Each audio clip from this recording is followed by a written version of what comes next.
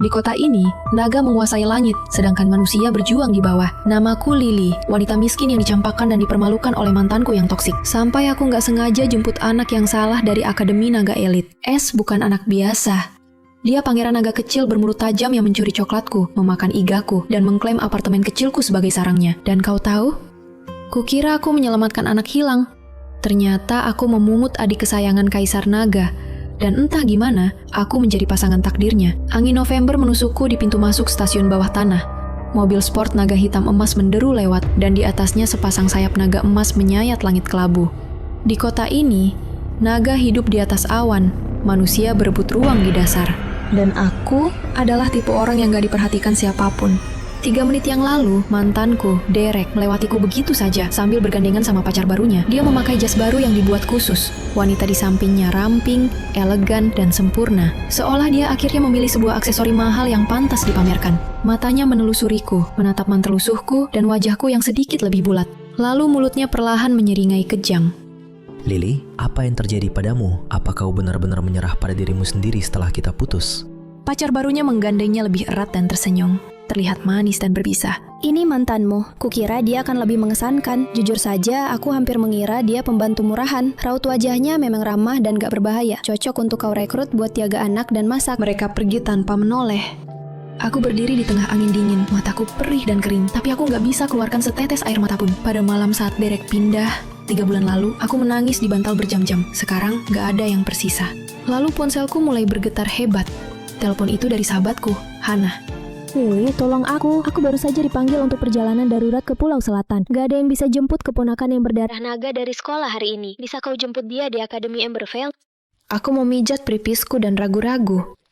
Keponakan apa? Dia dari pihak suamiku, keluarga berdarah naga. Dia tinggal bersama kami beberapa waktu. Kau tahu aku menikah dengan klan berdarah naga, dan mereka punya banyak anak yang dikirim ke berbagai kerabat. Yang satu ini mulutnya tajam dan sikapnya buruk, tapi hatinya lembut. Aku kirim fotonya sekarang. Aku melihat foto yang dia kirim. Foto itu sangat buram, yang bisa kulihat hanyalah gumpalan rambut emas. Aku mendongak dan melihat Derek dan pacarnya menghilang di tikungan. Lalu aku masukkan tangan ke saku dan meraba kunci apartemen yang dia kembalikan padaku minggu lalu. Itu sudah cukup. Oke, aku akan jemput dia.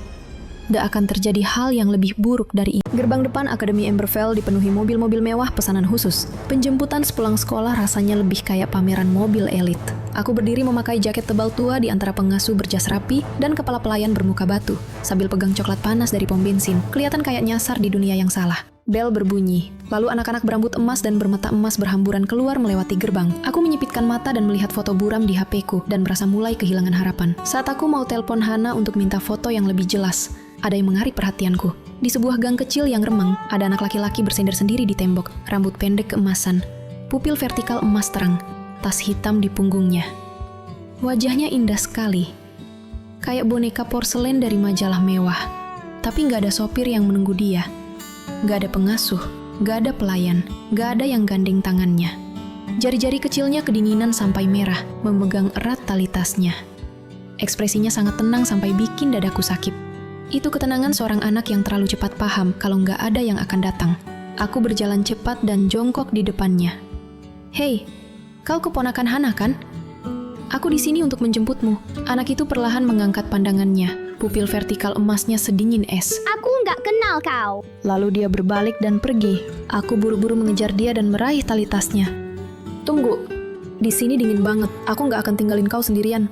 Dia berhenti mendadak dan berbalik, melotot padaku kayak binatang yang terpojok. Kalian semua sama saja. Pertama, kau tanya siapa aku. Lalu, tanya berapa hargaku. Lepaskan! Kata-katanya sangat menusukku. Aku terdiam sejenak, gak tahu harus bicara apa.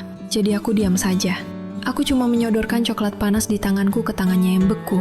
Oke, aku gak akan tanya apapun bocah pemarah. Pegang saja ini, hangatkan tanganmu. Kalau rasanya gak enak, kau bisa menghinanya sepuasnya. Anak kecil itu menatap cangkir cukup lama, kayak lagi berperang lawan batinnya. Akhirnya dia menyesap sedikit. Telinganya memerah. Kemanisan! Aku nggak bisa menahan tawa. Lalu, aku perlahan gandeng tangannya. Kali ini, dia nggak menarik tangannya. Sesampainya di apartemen kecilku, anak itu berdiri di pintu masuk dan perlahan melihat ke sekitar. Matanya tertuju ke bingkai jendela yang kutambal dengan selotip. Kau benar-benar miskin ya? Terima kasih, aku butuh banget dengar itu hari ini. Dia sadar dia baru saja ngomong sesuatu yang salah. Bibirnya bergerak kayak mau menarik ucapannya, tapi nggak ada yang keluar. Aku pergi ke dapur dan mulai bekerja. iga sapi rebus, kentang tumbuk bawang putih, dan sup ayam panas. Saat aroma mulai memenuhi apartemen, aku menoleh dan lihat dia berdiri di ambang pintu dapur tanpa kusadari. Matanya yang keemasan tertuju pada panci seperti terhipnotis. Aku taruh 2 iga terbesar ke mangkuknya. Saat dia asik makan, 2 tanduk naga kecil emas pucat diam-diam menyimbul dari rambutnya. Aku nggak bisa menahan diri dan memegangnya dengan lembut. Dia mendongak kaget, kayak hamster yang kaget. Jangan sentuh tandukku. Oke. Aku nggak akan menyentuh tanduk kerajaan lagi, pangeran kecil yang rewel. Setelah makan malam, kami menonton kartun di sofa. Dia duduk di ujung sofa, berlagak nggak mau duduk nyaman. Tapi tiap kali aku melihat layar, tangannya menjulur untuk mencuri sepotong buah dari mangkuk. Lalu dia kembali ke pojok dengan cepat, pura-pura kayak nggak terjadi apa-apa. Aku menahan tawa dan pura-pura nggak lihat. Untuk pertama kalinya sepanjang hari, semuanya terasa hampir mudah. Lalu Derek mengirimiku pesan suara. Aku menekan putar sebelum sempat mengurungkan niatku. Suaranya memenuhi ruangan. Lily, caramu melihat pintu masuk kereta hari ini, jujur saja, kau harus sadar diri. Dulu, kau setidaknya berusaha terlihat rapi. Sekarang kau terlihat kayak benar-benar berantakan. Berhenti bohongi dirimu sendiri. Kau bukan tipe wanita yang pantas berada di dekat puncak. Senyumku memudar. Aku bahkan gak sadar anak itu merapat lebih dekat, sampai kulihat dia menatap HP-ku. Wajahnya terlalu serius untuk anak seusianya. Dia terdiam cukup lama sebelum dia bicara. Apa dia selalu bicara padamu kayak gitu? Ini urusan orang dewasa, bukan urusanmu. Dia mengerutkan kening, suaranya datar dan dingin. Dia salah. Kau nggak kayak yang dia katakan. Kau bisa tinggalin aku di sekolah dan pergi begitu saja. Tapi kau nggak. Hidungku mulai perih. Kau manis sekali, bocah rewel, tapi kau nggak paham. Orang kaya dia memandang orang sepertiku, dan mereka sudah memutuskan nilai kita. Dia duduk tegak dan memotong omonganku. Aku paham. Aku sering bergaul sama orang dewasa. Aku bisa tahu kapan seseorang beneran peduli dan kapan mereka cuma mau sesuatu dariku. Kakakku juga bisa. Lalu, aku bukan bocah rewel. Aku punya nama. Ash. Oke, Ash. Tunggu. Kakakmu? Dia mengangkat dagunya dan berkata dengan ekspresi yang jelas bangga. Kakakku luar biasa. Dia nggak pernah tertipu wajah cantik. Dia bisa tahu orang yang punya niat jahat dari jarak jauh. Penilaian dia yang terbaik dibanding siapapun. Ekspresi wajahnya serius sekali sambil memuji-muji kakaknya. Itu membuatku tertawa. Dia terdengar seperti naga yang luar biasa. Orang sepertiku, aku yakin dia bahkan gak akan melirikku. Anak itu langsung meringis. Itu nggak benar. Aku mengacak-acak rambutnya. Tenang saja, aku tahu kakakmu punya selera terbaik di dunia. Tapi dia dan aku berasal dari dunia yang sangat berbeda. Dunia yang berbeda? Kita lihat saja nanti kalau dia sudah sampai. Suaranya begitu pelan, hampir tertelan oleh kartun di TV. Aku nggak dengar sepatah kata pun, tapi ujung ekornya bergerak sekali. Kilatan keteguhan muncul di mata emas itu, seperti lagi mengambil keputusan diam-diam yang harusnya nggak didengar orang lain. Malam berikutnya, Ash bersikap aneh sepanjang hari. Dia duduk di sofa sambil memeluk bantal sofa sambil nyalakan kartun di TV, tapi jelas dia nggak nonton sama sekali. Setiap beberapa menit, matanya melirik ke balkon. Pada suatu saat, dia diam-diam keluarkan jam komunikasi hitam emas, membelakangiku, dan menelpon kayak lagi rencanain pelarian kerajaan. Hey, kau di mana sekarang? Ya, aku di luar dan menelpon. Dia lagi rencanain sesuatu. Aku akan kirim pelarian kerajaan. Jemput aku. Aku kirim alamatnya. Jangan tanya, datang saja. Dia menutup telepon dengan cepat, kayak takut satu pertanyaan akan membongkar penyamarannya. Aku ngintip dari arah dapur. Siapa itu? Ash sembunyikan jam itu di belakang dan mengangkat dagunya, berusaha untuk terlihat santai. Kakakku, dia akan jemput aku setengah jam lagi. Sesuatu yang hampa mengendap di dadaku. Aku sudah tahu dari awal kalau dia bukan milikku. Tetap saja, mendengar dia pulang rasanya lebih perih dari yang kuduga. Baguslah. Aku merasa lebih tenang kalau kakakmu datang. Ash melirikku dari sudut matanya. Dia membuka mulut kayak mau bicara sesuatu, tapi dia hanya mengeluarkan embusan kecil yang cemberut. Sebenarnya dia nggak mau kembali ke kediaman naga yang dingin itu. Sofaku nggak mewah. Karpetnya sudah tua, dapurnya nggak cukup besar untuk satu orang berputar di dalamnya. Tapi di sini ada coklat panas, iga rebus, dan seseorang yang pakaikan syal di tangannya yang beku, tanpa bertanya siapa dia atau seberapa berharga dia. Dia suka di sini. Lebih dari itu, dia mau kakaknya lihat juga. Ash mau kakaknya melihat wanita yang percaya bahwa dirinya nggak berharga. Ash mau kakaknya melihat betapa salahnya itu. Setengah jam berlalu dengan cepat. Ash melompat dari sofa dan lari ke balkon, menyibak tirai. Matanya langsung berbinar. Dia di sini. Aku melihat keluar sebelum menghentikan diri. Di ujung cakrawala senja, seberkas cahaya emas yang menyala merobek awan dengan kecepatan yang mustahil, meluncur lurus menuju gedung apartemenku yang kumuh. Makin dekat dan dekat, seperti bintang yang terbakar jatuh dari langit, membawa tekanan yang membuat sulit bernapas. Benda itu jatuh ke lahan Kong di bawah dengan ledakan gemuruh. Cahaya itu memudar. Seorang pria tinggi berdiri di udara dingin malam setelah hujan. Mantel hitam panjangnya berkibar di tiup angin. Rambut emasnya menyala seperti api di cahaya yang memudar. Dia mendongak sekali, lalu aku mundur setengah langkah sebelum aku menyadarinya. Ini bukan kehadiran seorang pria kaya biasa. Dia adalah seseorang yang lahir di atas orang lain. Seseorang yang membuat dunia tunduk. Aku membeku di jendela. Jantungku berdebar kencang. Itu kakakmu? Ash mengangkat dagunya. Wajahnya tampak bangga. Ya, Aku benar-benar panik. Aku menatap sweater lamaku yang longgar, lalu ke ruang tamu berantakan di sekitarku. Kau turun sendiri saja. Bilang saja aku nggak ada. Tempat ini berantakan, aku bahkan nggak pakai makeup. Kakakmu jelas bukan orang biasa. Aku nggak mau dia melihatku begini. Ash langsung cemberut dan meraih lenganku. nggak bisa. Ash, ayolah. Dia datang untukmu, bukan untukku. Suara Ash menjadi pelan dan serius. Kenapa kau selalu bersikap seolah kau nggak boleh terlihat?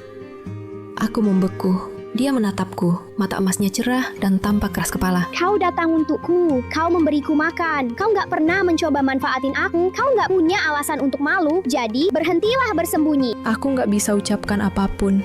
Lalu bel pintu berbunyi. Ash melepaskan lenganku dan berlari ke pintu. Tapi tepat sebelum dia buka pintu, dia menatapku sekali lagi dengan tatapan puas di matanya. Dia bilang dia hanya memanggil kakaknya untuk menjemputnya. Tapi pada saat itu, aku punya firasat kuat kalau naga kecil ini sudah rencanakan sesuatu sejak awal. Kuncinya berbunyi klik. Aku berdiri kaku di tengah ruang tamu, menggenggam ujung sweater lamaku di antara jari-jariku, hingga kainnya hampir meregang tak berbentuk. Pintu terbuka lebar. Terlihat cahaya lorong putih yang menyilaukan. Seorang pria tinggi melangkah dari kegelapan dan masuk ke apartemenku. Kehadirannya membuatku tertekan. Sebelum dia bicara, tanpa disadari, napasku jadi lebih pelan. Dia jauh lebih tinggi dari yang terlihat dari balkon. Rambut emasnya yang terang basah karena hujan menangkap cahaya dalam gelombang lembut. Fitur wajahnya tajam dan indah. Hampir terlalu sempurna untuk jadi nyata, tapi matanya lah yang membuatku terdiam. Pupil vertikal emas gelap itu dingin dan dominan, membawa wibawa tenang seseorang yang gak perlu meminta kuasa. Suaranya rendah dan memikat. Ash, Lalu tatapannya beralih. Tanpa berhenti, tatapan itu melewati naga kecil dan langsung mendarat padaku. Saat mata emas gelap itu menatap wajahku, dia terdiam sepenuhnya. Bukan tatapan penghinaan, bukan tatapan dingin dan menghakimi seperti yang kuduga. Itu sesuatu yang jauh lebih berbahaya, lebih mirip terkejut, seperti tanah bergeser di bawahnya dan dia nggak siap untuk itu. Pupil matanya melebar tajam dan bulu matanya tiba-tiba berkedip tanpa sengaja. Aku berdiri di sana tanpa tahu apa yang baru terjadi, hanya merasakan kehangatan aneh di udara antara kami. Mata Ash membelalak, seperti lagi menyaksikan hal besar terjadi tepat di depannya, karena dalam penglihatan naganya, aura di sekitar kakaknya yang selalu dingin dan tak tersentuh mulai menyala. Cahaya emas yang murni mengalir dalam gelombang hening. Ini bukan napas naga biasa. Ini adalah sinyal ikatan kuno yang dikeluarkan darah naga dari dalam tubuh ketika seekor naga berhadapan langsung dengan pasangan takdirnya. Itu benar-benar nggak disengaja. Gak mungkin dipalsukan, gak mungkin disembunyikan. Ash menatap kakaknya, lalu padaku yang jelas-jelas gak tahu apa yang terjadi. Perlahan, senyum merekah di wajahnya. Kak, kau suka sama dia. Mukamu merah, bahkan telingamu merah. Tatapan pria itu mengarah tajam ke Ash, lalu cahaya emas di sekelilingnya menghilang. enggak. Di sini hangat. Karena kau terlalu manja. Ash memutar matanya. Tadi dingin banget pas kau masuk. Sebastian mengabaikan adik laki-lakinya dan melangkah ke ruangan dengan ekspresi yang datar. Dia berdiri di ruang tamuku yang kecil, dengan penuh wibawa dan ketenangan yang luar biasa. Kursi makan murahku jadi seperti singgasana. Dia menatap ruangan, lalu menatapku. Kau yang menjaga Ash, aku Sebastian. Iya, itu aku. Aku Lily. Foto Hana sangat buram, kukira Ash itu keponakannya. Aku nggak tahu dia adikmu. Ini salah paham. Maaf, aku tergagap. Karena kebiasaan, aku menarik ujung bajuku untuk menutupi lekuk pinggangku yang lembut. Sebastian menyadarinya. Sesuatu yang halus dan tak terbaca terlintas di matanya yang gelap. Ash mau menghentikan keheningan yang canggung. Dia berlari ke meja makan dan menunjuk ke piring yang belum kubersihkan. Lalu mulai promosi tanpa rasa malu sama sekali. Coba ini. Iga sapi rebus buatan Lily. 1.000.000 kali lebih enak daripada apapun yang dibuat koki mewah di kediaman. Sebastian menatap meja, alisnya terangkat, hampir nggak terlihat berlagak sok hebat dengan gaya kelas atasnya. Kau kasih dia makan ini. Nggak ada nilai gizi sama sekali. Aku sudah makan di kediaman. Aku gak ada waktu untuk ini. Dia berkata seperti tuan naga dingin dan superior, yang gak pernah tergoda oleh sepiring iga seumur hidupnya. Ash tanpa malu mendorong piring ke arahnya. Sebastian melihat iga itu, lalu melihatku yang berdiri canggung. Tubuhnya mengkhianatinya. Dia diam sejenak, lalu dia ambil garpu dan menggigitnya. Dia berhenti mengunyah sejenak. Rasanya langsung terasa. Dalam, kaya, dan jauh lebih baik dari yang dia perkirakan. Di bawah tatapan Ash yang sangat puas, tuan naga yang dingin itu nggak ada tanda-tanda melambat. Dengan anggun, dia mengambil potongan kedua. 2 menit kemudian, Sebastian menghabiskan sepiring penuh iga rebus tanpa menunjukkan sedikit pun emosi. Dia juga makan kentang tumbuk bawang putih di sampingnya. Ash duduk di seberangnya dengan ekspresi sombong, sudah kubilang, yang cuma bisa dibuat oleh anak-anak. Kukira kau bilang gak lapar. Sebastian melipat serbetnya dengan ketenangan sempurna, mengalihkan pandangannya sedikit ke samping, dan menjaga suaranya tetap datar. Aku bilang aku sudah makan. Bukan berarti aku nggak bisa makan. Lagi pula, membuang makanan itu nggak perlu. Benar. Tapi kau buang makanan koki Prancis di kediaman setiap saat. Lucu juga kau tiba-tiba peduli soal pemborosan kalau itu masakan Lily. Perdebatan mereka membuatku tertawa. Sebelum aku bisa menahan diri, suara itu menarik perhatian Sebastian padaku. Aku tiba-tiba merasa malu dan menyodorkan serbet. Ada sedikit saus di sudut bibirmu. Sebastian mengambil serbet itu. Ujung jarinya yang hangat menyentuh punggung tanganku selama sedetik. Tapi hatiku bereaksi seolah ada yang gak beres. Sebastian berdeham, lalu memalingkan muka. Ujung telinganya yang tampan itu memerah. Lalu terjadilah tarik-menarik soal apakah mereka benar-benar akan pergi. Sebastian berdiri. Ketenangannya kembali pulih. Ash, kita kembali ke kediaman. Kau ada kelas besok. Ash melingkar di belakang sofa seperti koala dan mulai protes habis-habisan. Aku nggak mau pergi. Besok hari Sabtu. Tempat ini 100 kali lebih enak daripada kediaman beku itu. Dia tanpa sungkan bikin keributan sambil melirik Sebastian dengan penuh arti. Karena lewat reaksi ikatan pasangan yang jelas, Ash udah sadar kalau kakaknya juga nggak mau pergi. Raja Naga duduk kembali, masih pura-pura jadi kakak tegas.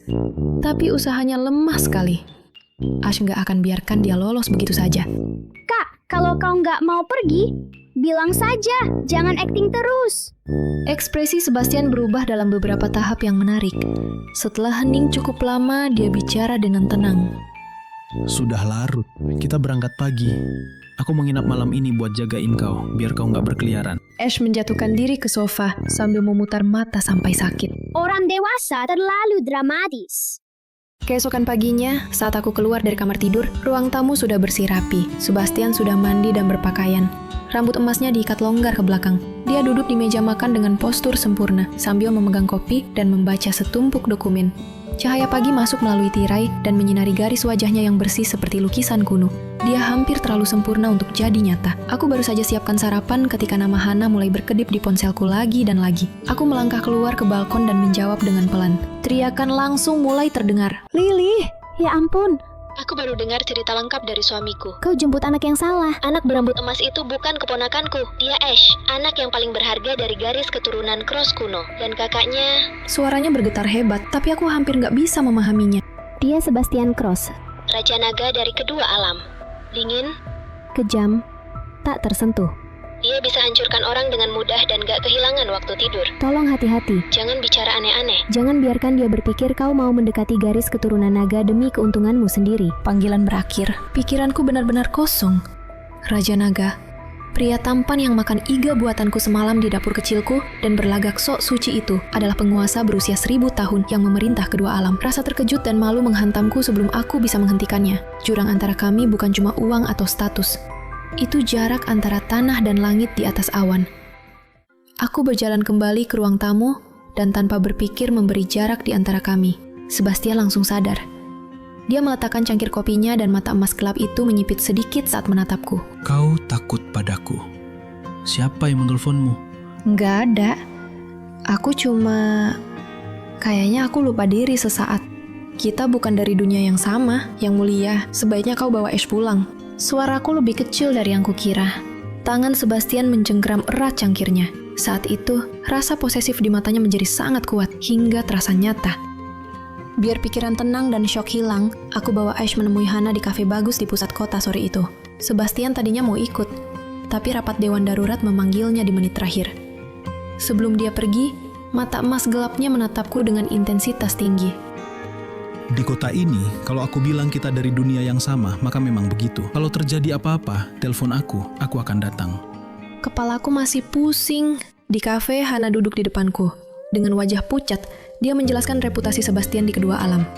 Ash duduk di sampingku dengan tangan bersilang setelah makan hampir semua kue kastanyeku tanpa bilang maaf sama sekali. Lalu, karena semesta rupanya punya selera humor yang buruk, itu terjadi. Derek, mantan pacarku, masuk ke kafe sambil gandengan sama pacar barunya yang rapi. Seolah dia pemilik tempat itu. Derek melirik jaketku yang kusam. Lalu melihat Ash yang duduk di sampingku masih makan kue. Senyum sinis yang familiar itu muncul. Dia langsung berjalan ke mejaku dengan sepatu mengilap, memandangku rendah. Wah, Lily, apa yang ku bilang? Kau benar-benar makin menyedihkan. Sekarang kau jadi pengasuh bocah naga orang kaya. Pacarnya bersandar padanya, melirikku dengan tampang meremehkan. Cukup keras sampai meja sebelah dengar.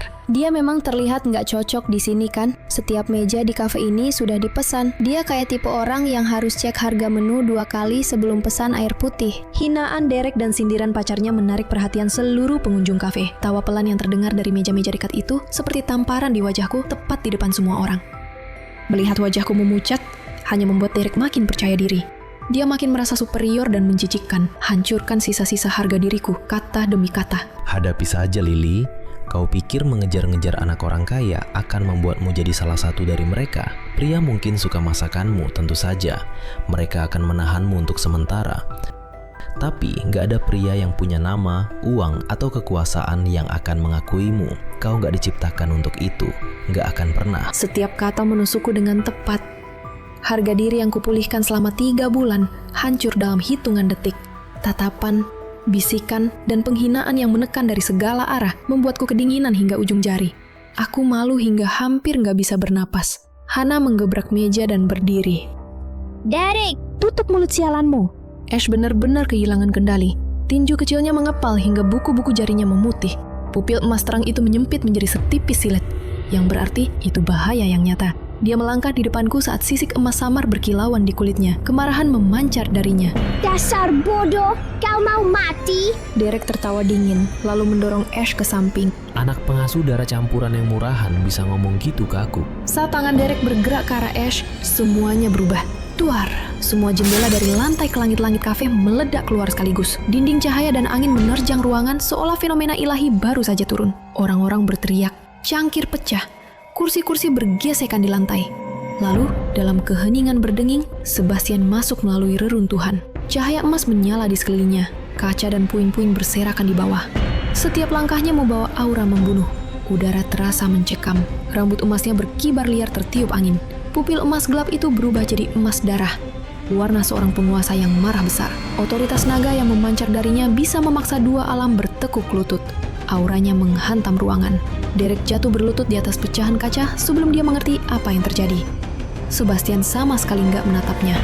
Dia melintasi ruangan dalam beberapa langkah, lalu tiba di depanku. Kemudian, di depan semua orang yang susah bernapas, tangannya yang kuat dan samar-samar terukir tanda naga bercahaya menarikku ke dadanya sepenuhnya.